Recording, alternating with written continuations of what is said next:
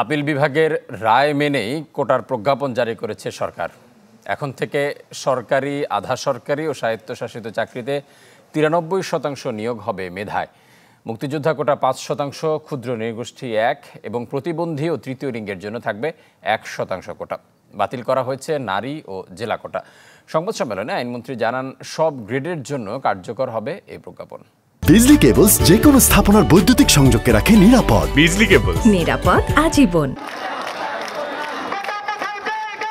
Appeal বিভাগের রায়ের পর কোটার প্রজ্ঞাপন জারি ছিল শুধুই আনুষ্ঠানিকতা। সোমবার রাতে যার অনুমোদন দেন প্রধানমন্ত্রী শেখ হাসিনা। মঙ্গলবার প্রজ্ঞাপন জারি করে গুলশানে নিজ সরকারি বাসভবনে সংবাদ সম্মেলনে আসেন আনিসুল হক সহ 4 জন মন্ত্রী প্রতিমন্ত্রী। শুরুতেই আইনমন্ত্রী জানিয়ে দেন, আপিল বিভাগের নির্দেশনা মেনে দাড়ি কমা সেমিকোলন সহ কোটার প্রজ্ঞাপন জারি করা হয়েছে, যেখানে মেধায় নিয়োগ 93% রাখা হয়, বাকি 7% কোটা। মেধাভিত্তিক 93%। খ, মুক্তিযোদ্ধা, শহীদ মুক্তিযোদ্ধা ও বীরাঙ্গনাদের সন্তানদের জন্য 5%। গ, ক্ষুদ্র নৃগোষ্ঠী 1% এবং শারীরিক প্রতিবন্ধী ও তৃতীয় লিঙ্গের জন্য 1%।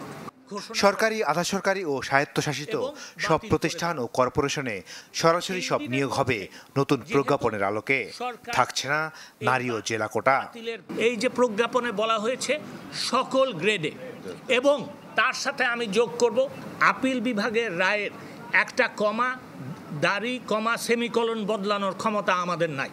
লিখিত বক্তব্যের পর প্রশ্নোত্তর পর্বের পুরো অংশ জুড়ে ছিল ছাত্র আন্দোলন ও সহিংসতার বিষয়টি। আইনমন্ত্রী জানান, আহত শিক্ষার্থীদের চিকিৎসার দায়িত্ব সরকারের। সাধারণ শিক্ষার্থীদের মামলার বিষয়টিও থাকবে বিবেচনায়।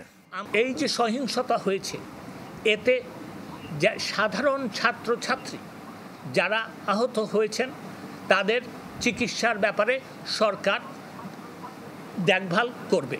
এই কোটা বিরোধী আন্দোলন করছিলেন তাদের ব্যাপারে যদি কোনো মামলা হয়ে থাকে সেগুলি আমরা অবশ্যই দেখব। প্রশ্ন আসে, শিক্ষা প্রতিষ্ঠান কবে খুলবে আর কবেই বা শিথিল হবে কারফিউ? আইনমন্ত্রীর কণ্ঠে আশার সুর, দ্রুতই হবে সব। শিক্ষার পরিবেশ ফিরিয়ে আনা এবং সকল ছাত্রছাত্রীদের সুরক্ষা ও নিরাপত্তার পরিবেশ সরকার তৈরি করবে। গেল কয়েকদিনে সহিংসতার প্রেক্ষাপট ও ক্ষয়ক্ষতির চিত্র তুলে ধরেন তথ্য প্রতিমন্ত্রী। প্রতিটি হতাহতের ঘটনার জন্য আমরা নিন্দা জানাই, দুঃখ প্রকাশ করি এবং বিচার করে প্রত্যেককে, সে যেই হোক, বিচারের করে সাজার আওতায় আনা হবে। কদিনের সহিংসতায় কোন আইনে বিচার হবে তা এখনই বলতে নারাজ আইনমন্ত্রী। যদি অবনতি ঘটানোর চেষ্টা কোনো অপশক্তি করে, সেটার ব্যাপারে আমরা কঠোর ব্যবস্থা নেব। মাসুদুর রহমান, চ্যানেল 24, ঢাকা।